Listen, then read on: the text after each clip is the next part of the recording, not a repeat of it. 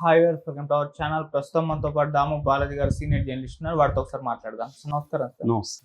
Sir, పోసానిని ఒక jail నుంచి మరో జైలుకి ఇట్లా తిప్పుకుంటూ వెళ్ళడం మనం చూస్తూ ఉన్నాం సార్. లిటరల్‌గా చెప్పాలంటే ఒక ఫుట్‌బాల్ ఆడుకున్నట్టుగా ఆడుకుంటున్నారు ఆయనతోటి.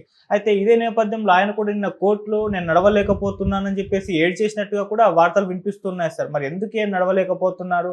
జైల్‌లో ఈయన్నేమన్నా కొట్టారా అన్న అనుమానాలు కూడా బయట అయితే వ్యక్తమవుతున్నాయి సార్. మరి ఈయన అటు పరిస్థితి ఏ విధంగా ఉంది ప్రెజెంట్? మరి కేసులు ఎక్కడి వరకు వచ్చాయి? మరి మీరేం చెప్తారు సార్ ఈ ఇష్యూపై? పోసానికి దాదాపు ఇప్పుడు అంటే కరెక్ట్‌గా సంఖ్య చెప్పట్లేదు. కొంతమంది 50 అంటున్నారు, కొంతమంది 40 అంటున్నారు. ఇప్పటి వరకు అంటే లీగల్‌గా మనకి ఛార్జ్ షీట్లు కావచ్చు, పోలీసులు చెప్తున్న దాన్ని బట్టి దాదాపు 16 నుంచి 18 కేసులు ఉన్నట్టుగా తెలుస్తుంది. ఇందులో హైకోర్టులో ఈయన బెయిల్ కోసం అప్లై చేశాడు. తర్వాత కొన్ని సెక్షన్లు 7 ఏళ్ల కంటే లోపలే ఉన్నాయి కాబట్టి ఆ సెక్షన్లలో అరెస్టు చేయొద్దని చెప్పండి, నోటీసులు ఇస్తే నేను విచారణకు హాజరవుతానని కోర్టుకి విన్నవించుకున్నాడు. కోర్టు దాదాపు 5 కేసుల్లో ఆయనకి రిలీఫ్ ఇచ్చింది. ఇప్పుడు నిన్న ఏం చేశారంటే భవానీపురం పోలీస్ స్టేషన్ ఎక్కడ విజయవాడలో మామూలుగా ఇప్పటివరకు ఆయన కర్నూలు సెంట్రల్ జైల్లో ఉంటున్నాడు.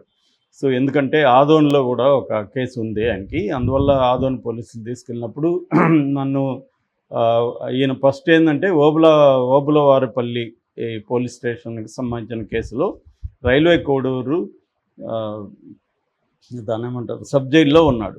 సో దాని తర్వాత కర్నూలు వెళ్ళాడు. కర్నూలు డిస్ట్రిక్ట్ జైల్లో ఉంచమని అడిగాడు. ఎందుకంటే సబ్ జైల్లో పరిస్థితులు ఇంకా ఘోరంగా ఉంటాయి. డిస్ట్రిక్ట్ జైలు అంటే కొద్దిగా బెటర్గా ఉంటుంది కంపారేటివ్లీ.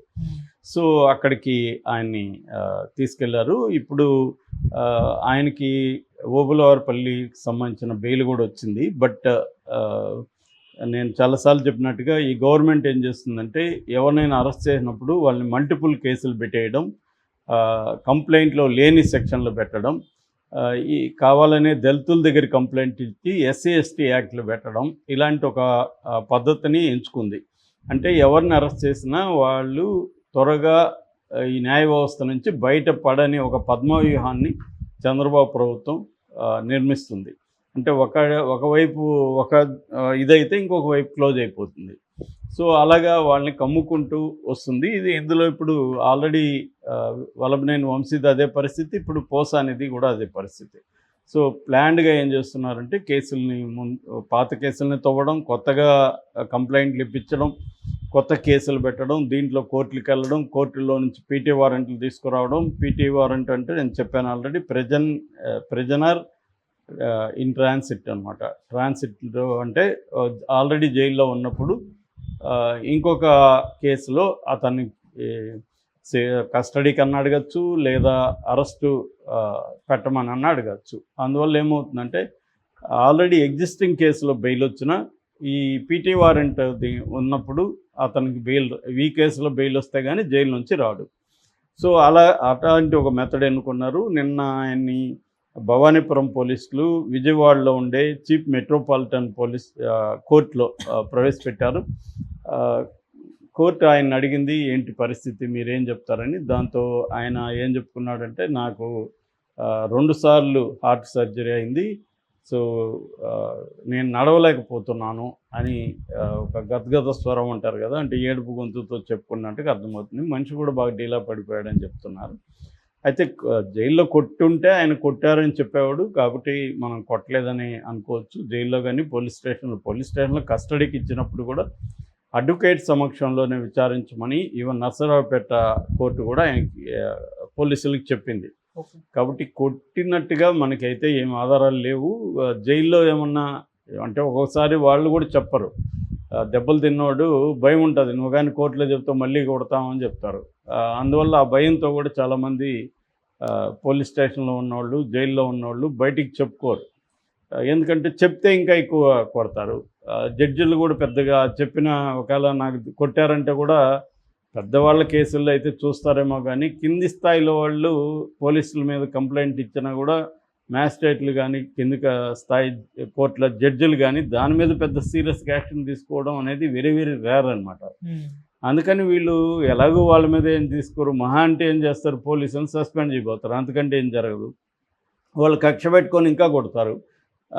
లేదో చంపేని కూడా చంపేయచ్చు, పారిపోతున్నాడని చెప్పి చంపేయచ్చు, ఏమన్నా జరగచ్చు అన్న ఒక భయం అయితే కింది స్థాయి వాళ్ళలో ఉంటుంది. సో అంటే పోసానికి ఆ స్థాయి ఉందా లేదా అనేది తెలియదు, కానీ పోసానికి కూడా భయం ఉండే అవకాశాలు ఉంది. ఎందుకంటే ఆయనకి ఆల్రెడీ 2 సార్లు హార్ట్ సర్జరీ జరిగిన పేషెంటు. ఒక టెన్షన్ ఉంటుంది, ఎప్పుడు బెయిల్ వస్తుందో తెలీదు. అట్లాగే జైల్లో కూడా ఆయనకి పరిస్థితులు ఘోరంగానే ఉంటాయి. ఎందుకంటే ఇప్పుడు ఈ మామూలుగా మనం ఏదో ఒక ఆర్థిక నేరం ఇంకోటో చేసి ఒక మామూలుగా ఖైదీగా పోయినామంటే మన దగ్గర డబ్బులు ఉంటే జైల్లో కొంత వసతులు ఉన్న వాటిలో బెటర్ వసతుల్ని మనం పొందొచ్చు. లేనప్పుడు ఏమవుతుందంటే అక్కడ ఉండే వరస్ట్ కండిషన్స్ ఫేస్ చేయాల్సి వస్తుంది. సో పోసానికి అది ఇప్పుడు ఫేస్ చేస్తున్నాడు. కేసుల పరంగా ఇంకా ఆయనకి పాలకొండ, భవానీపురం, పాడేరు, విశాఖ, పట్టాభిరామాపురం, బాపట్ల, నర్సీపట్నం, నరసరావుపేట ఇవన్నీ ఉన్నాయి ఇప్పుడు కేసులు. వీటన్నిటిలో ఆయన ఎప్పుడు బయటకు వస్తాడు తెలియదు. ఖచ్చితంగా 6 నెలలు అయితే వచ్చే అవకాశం కనబడాల. అంటే బ్లాంకెట్ ఆర్డర్ అంటారు, అంటే అన్నిటికి సంబంధించి ఆయన క్వాష్ పిటిషన్ అయితే హైకోర్టులో వేశాడు. ఈ కేసులని కావాలని ఒక ప్లాన్గా పెడుతున్నారు, అనేది అందరికీ తెలుసు. కానీ మ్యాజిస్ట్రేట్లు ఏం చేస్తారు, అవన్నీ కావాలన్నా పెట్టారా లేదా అనేది వాళ్ళకి అనవసరం లీగల్గా. అవి కాబట్టి వాళ్ళు సెక్షన్లు చూసుకొని ఇచ్చేస్తూ ఉంటారు రిమాండ్. ఒక్కోసారి సుప్రీంకోర్టు ఆదేశాలను కూడా పాటించట్లేదని అనేక సార్లు హైకోర్టు కూడా చెప్పింది మొన్న కూడా.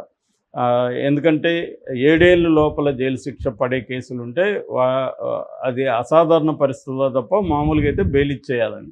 అసాధారణ పరిస్థితులు అంటే ఏంటి, ఈ వ్యక్తి సాక్షుల్ని ఏమన్నా ప్రభావితం చేస్తాడా, లేకపోతే ప్రలోభపరుస్తాడా, లేకపోతే సాక్ష్యాధారాలను ఏమన్నా తారుమారు చేస్తాడా, లేకపోతే విదేశాలకు పారిపోతాడా అన్న పరిస్థితుల్లో మాత్రమే జైల్లోకి పెట్టాలి తప్ప అదర్వైజ్ జైలు అవసరం లేదు, అసలు అరెస్టు అవసరం లేదనేది మామూలుగా కోర్టుకి తీసుకురాగానే బెయిల్ ఇచ్చేయచ్చు అనేది హైకోర్టు కూడా చెప్పింది మొన్న.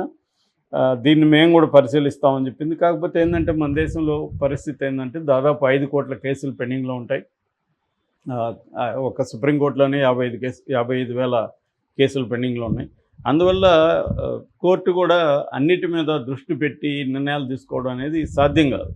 సో అందుకని ఇవన్నీ తెలుసు కాబట్టి గవర్నమెంట్ ఏం చేస్తుందంటే ప్లాన్డ్గా లోకేష్ ఆధ్వర్యంలో ఎవరెవరిని వేధించదలుచుకున్నారో వాళ్ళ మీద మల్టిపుల్ కేసులు పెట్టుకోవడం, సెక్షన్లో లేని కేసులు పెట్టించేయడం, అవన్నీ మళ్ళీ కదా కోర్టులో తేలాలి. సో ఇవన్నీ కోర్టులో తేలేకాడికి పుణ్యకాలం గడిచిపోతుంది. ఇది ప్లాన్ అనమాట. ఈ ప్లాన్ ఇప్పుడు పకడ్బందీగా డే 1 నుంచి కూడా తెలుగుదేశం కూటమి ప్రభుత్వం అమలు చేస్తుంది. నేను చాలాసార్లు చెప్పాను, వైసీపీ ప్రభుత్వం కూడా ఇదే అమలు చేస్తుంది. గతంలో చింతమనేని ప్రభాకర్ లాంటి వాళ్ళ మీద ఇట్లాగే మల్టిపుల్ కేసులు పెట్టింది. కానీ వైసీపీతో పోలిస్తే ఇన్ టర్మ్స్ ఆఫ్ డిగ్రీలో కానీ ప్లానింగ్లో కానీ చాలా చాలా ఎక్కువగా ఈ ప్రభుత్వం చేస్తున్నట్టుగా చెప్పచ్చు. Okay sir. రెండవది ఏంటంటే పోసాని కృష్ణమురళి నోటిదోల అందరికీ తెలుసు. తనకి ఈ విచిత్రమే ఉంటే సినిమా ఇండస్ట్రీలో అతను 100 సినిమాల పైన మాటలు రాశాడు, సినిమా డైరెక్ట్ చేశాడు, 100 సినిమాల పైన నటించాడు. ఇవన్నీ చేసినా కూడా ఇండస్ట్రీలో ఒక్క సపోర్ట్ కూడా అతనికి కనబడాలి. అయ్యోమన్నోళ్ళు ఎవరూ లేరు. సో దానికి ప్రధాన కారణం అతని యాటిట్యూడు, అతను నాకేంటి నేను నా ఇష్టం వచ్చినట్టు ఉంటాను అనుకోవడం.